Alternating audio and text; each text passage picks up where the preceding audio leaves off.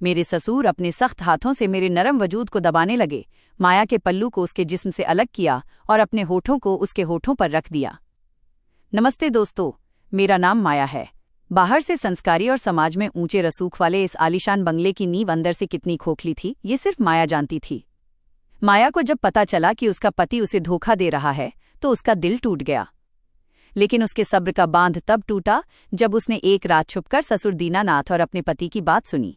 ससुर जी कह रहे थे, छोटे बेटे आर्यन की शादी तय हो चुकी है। अगर नई देवरानी को इस घर का वारिस यानी बेटा हुआ तो खानदान की आधी से ज्यादा जायदाद उसके नाम कर दी जाएगी। उसके पति को कोई फर्क ही नहीं पड़ा, पर माया के पैरों तले जमीन खिसक गई। उसकी एक मासूम छोटी बेटी थी जिसका कोई भविष्य इस घर में नहीं दिख रहा था। सिर्फ बड़ी बहू होने के नाते उसे यहाँ रुतबा तो मिला था, लेकिन उसकी बेटी के हक को बेरहमी से कुचला जा रहा था। माया ने तय कर लिया कि वो रोकर अपनी किस्मत को नहीं कोसेगी। अपनी बेटी के भविष्य को सुरक्षित करने के लिए वह इस घर की मर्यादा को अपने कदमों में झुका देगी।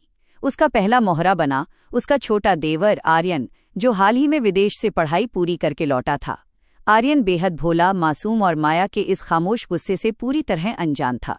माया ने जानबूझकर आर्यन के सामने खुद को एक असहाय और उपेक्षित भाभी के रूप में दिखाना शुरू किया। वो अक्सर अपनी उदासी उसके सामने जाहिर करती, जिससे आर्यन के दिल में अपनी जेठानी के लिए गहरी सहानुभूति और खिंचाव पैदा होने लगा।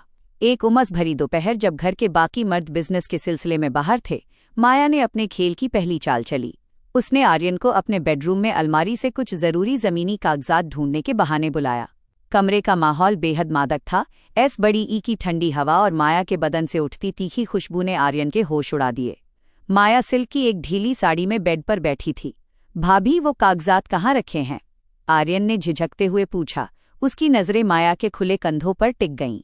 माया धीरे से उठी और आर्यन के बिल्कुल करीब आकर खड़ी हो गई। उसने अपनी उंगलियां आर्यन के कांपते हुए कंधे पर रखीं। उस छुअन से आर्यन के शरीर में एक करंट सा दौड़ गया। माया ने अपनी रेशमी आवाज में उसके कान के पास फुसफुसाया, आर्यन, इस घर में सब दिखावा है। यहाँ हर कोई अपनी प्यास बुझाने के लिए तड़प रहा है। क्या तुम मेरी मदद नहीं करोगे? क्या तुम भी मुझे इस अकेलेपन में तड़पता छोड़ दोगे? आर्यन के भीतर संस्कारों और मर्यादा की जो दीवारें थीं, वे माया के हुस्न और इस तीखे आमंत्रण के सामने ताश के पत्तों की तरह ढह गईं। उसने माया की कमर में हाथ डाल दिया और अपने होठों को उसके होठों पर रख दिया।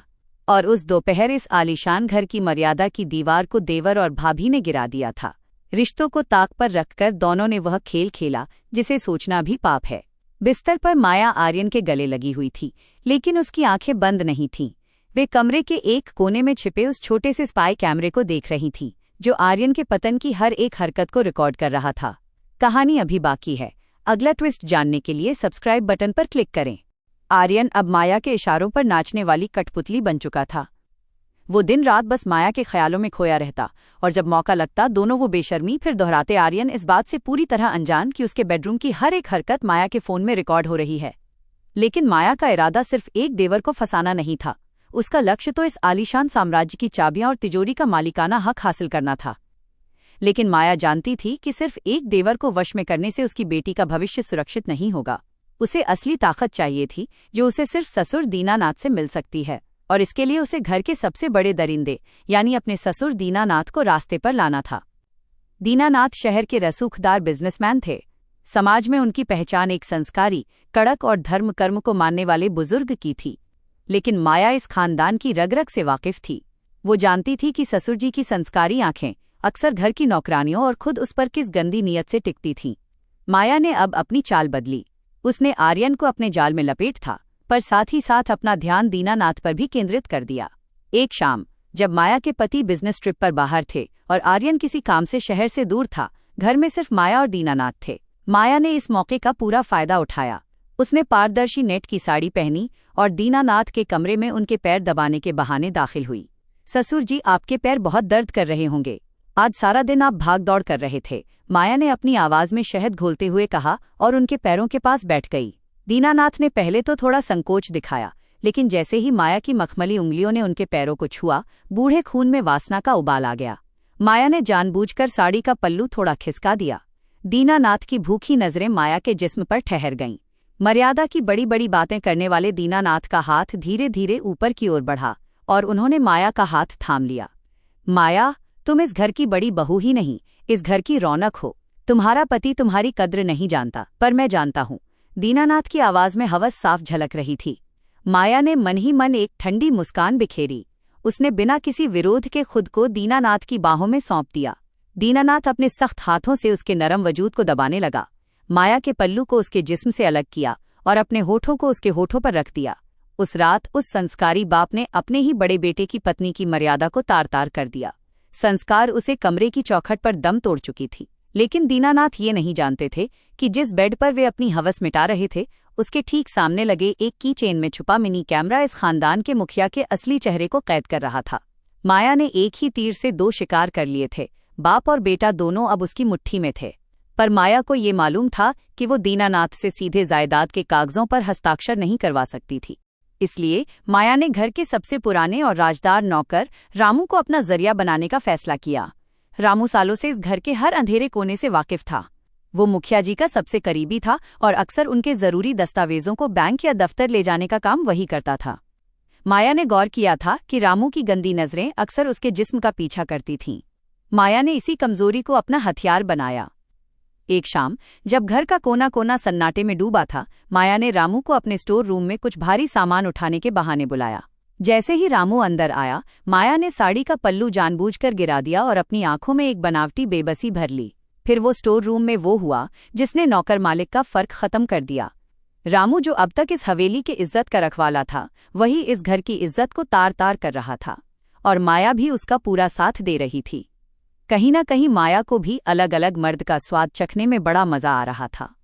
पसीने से तरबतर उनके जिस्म जब अलग हुए, तब माया ने राम से कहा, रामू, इस घर में मेरा कोई नहीं है। मुखिया जी भी बस अपने वारिस की चिंता में हैं। मेरी और मेरी बेटी की किसी को परवाह नहीं। क्या तुम मेरा साथ दोगे? माया ने रामू के पास जाकर उसकी आंखों में सीधे झांका। रामू, जो अपनी औकात भूल चुका था, माया की खूबसूरती के इतने करीब आकर पागल हो उठा। उसने मर्यादा की सीमा लांघ दी थी और माया का हाथ थाम लिया। माया ने घृणा को दिल में दबाया और मुस्कुराहट के साथ रामू को अपने जाल में बांध लिया। अब रामू माया का गुलाम बन चुका था। माया ने उसे एक खास काम सौंपा। मुखिया जी हर महीने कुछ चैरिटी के कागजों पर बिना पढ़े साइन करते थे। माया ने रामू के जरिए उन चैरिटी पेपर्स के बीच में जायदाद के मालिकाना हक और नॉमिनी बदलने वाले कागजात चुपके से लगा दिए। रामू ने पूरी चालाकी से दीनानाथ के सामने वो फाइल रखी। दीनानाथ अपनी रौब में थे। उन्होंने बिना शक किए पेन चलाया और उन कागजों पर हस्ताक्षर कर दिए जिन पर माया की बेटी का सुनहरा भविष्य लिखा था। काम खत्म होते ही माया ने रामू के साथ बिताए उन पलों की भी गुप्त रिकॉर्डिंग कर ली। अब उसके पास आर्यन का पतन, नौकर की गद्दारी और ससुर के अनजाने हस्ताक्षर, सब कुछ एक फोल्डर में कैद था। माया अब तैयार थी उस दिन के लिए जब नई देवरानी इस घर में कदम रखेगी, क्योंकि उसे पता था कि असली लड़ाई अब शुरू होने वाली है। तब तक माया कभी ससुर के साथ, कभी आर्यन के साथ, कभी घर के नौकर रामू के साथ अपने जिस्म की प्यास को बुझाती, क्योंकि उसका पति उस पर जरा भी ध्यान नहीं देता था। वो तीनों मर्दों की खिलौना बनी हुई थी। वो तीनों मर्द उसके जिस्म से खेलते, जिसमें माया भी जीवन के परम सुख को अनुभव कर रही थी। अगर इस चक्रव्यूह का अगला भाग मिस नहीं करना चाहते तो अभी सब्सक्राइब करें और घंटी वाला बटन दबा दें और कमेंट करके बताएं माया ने सही किया या गलत। फिर एक दिन शहनाइयों की गूंज और झूठी शानो शौकत के बीच आखिरकार इस आलीशान बंगले में छोटे बेटे आर्यन की दुल्हन यानी नई देवरानी काव्या की विदाई हो गई। काव्या एक सीधे सादे लेकिन पढ़े लिखे परिवार से थी। घर में कदम रखते ही ससुर दीनानाथ ने खुलेआम ऐलान कर दिया, इस घर की असली रौनक अब आई है। अगर इसने खानदान को कुलदीपक बेटा दिया तो इस पूरे साम्राज्य की मालकिन यही होगी। दीनानाथ का यह इशारा सीधे तौर पर माया और उसकी मासूम बेटी के अस्तित्व को नकारने जैसा था। माया कोने में खड़ी होकर ये सब देख रही थी। उसके चेहरे पर कोई शिकन नहीं थी, बल्कि एक खौफनाक मुस्कान थी। वह जानती थी कि शिकार खुद चलकर पिंजरे में आ चुका है। काव्या को घर में आए अभी कुछ ही दिन हुए थे। काव्या समझदार थी। उसने घर में हो रहे हैं उथल पुथल को तुरंत भांप लिया। एक रात काव्या ने आर्यन का पीछा किया और जो कुछ उसने देखा उसने उसकी रूह कपा दी। इंसानी फितरत और दिमागी खेल की और गहरी परतों को समझने के लिए सब्सक्राइब करें। आर्यन अपनी ही जेठानी माया के साथ वो खेल खेलने में विलीन था, जिसे देख काव्या के पैरों तले जमीन खिसक गई। वो उल्टे पैर अपने कमरे की तरफ भागी। काव्या ने नोटिस किया कि घर का नौकर रामू भी अपनी औकात भूलकर माया के आसपास कुछ ज्यादा ही मंडराता था। काव्या समझ गई कि इस घर की बड़ी बहू कोई साधारण औरत नहीं, बल्कि एक शातिर शिकारी है जिसने पूरे खानदान को पंगु बना दिया है। उसने बिना देर किए अपने भाई को फोन किया, जो पुलिस में एक सीनियर ऑफिसर था। अगली ही सुबह जब दीनानाथ और माया का पति हॉल में बैठे थे, काव्या हाथ में वसीयत के कागजात लिए वहां पहुंची। उसने चीखते हुए कहा, पिताजी, देखिए इस घर की बड़ी बहू ने क्या खेल खेला है। इसने आर्यन को अपने जाल में फंसाया, नौकर से गद्दारी करवाई और धोखे से आपकी पूरी जायदाद अपने नाम करवा ली। दीनानाथ ने जब कागज देखे तो उनका ब्लड प्रेशर बढ़ गया। उन्होंने गुस्से में चिल्लाकर माया को नीचे बुलाया। माया, ये क्या नीचता है? तूने धोखे से मेरे साइन लिए? मैं तुझे और तेरी बेटी को इस घर से धक्के मारकर निकाल दूंगा। माया सीढ़ियों से बेहद शांति से नीचे उतरी। उसके चेहरे पर डर का एक कतरा भी नहीं था।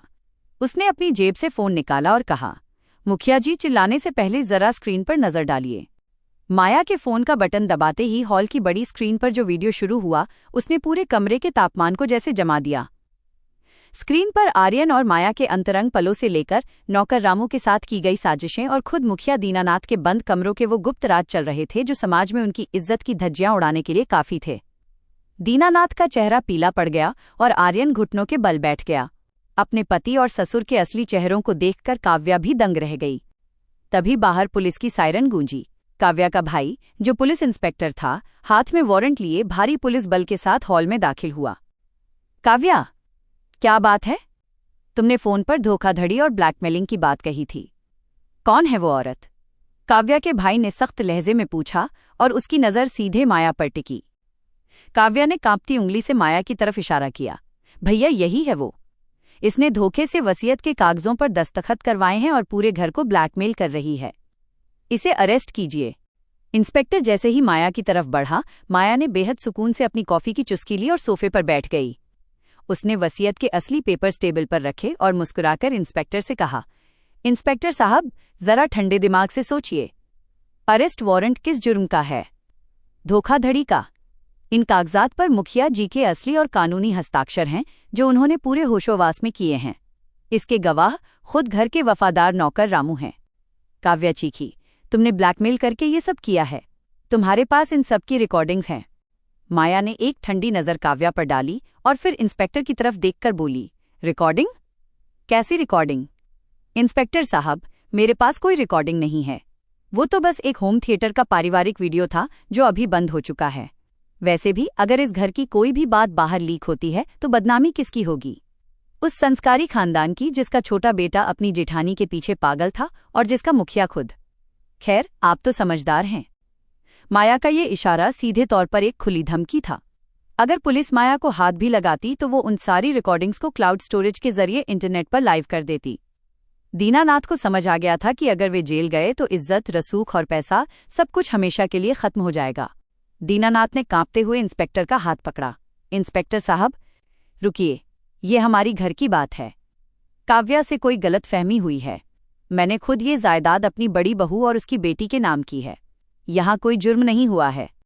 काव्या के पैरों तले जमीन खिसक गईं। उसने अपने पति आर्यन की तरफ देखा, लेकिन आर्यन ने शर्म और खौफ से अपनी आंखें झुका लीं। कानून के हाथ पूरी तरह बंध चुके थे, क्योंकि खुद पीड़ित ही अपनी मर्जी से सब कुछ गंवाने का दावा कर रहा था।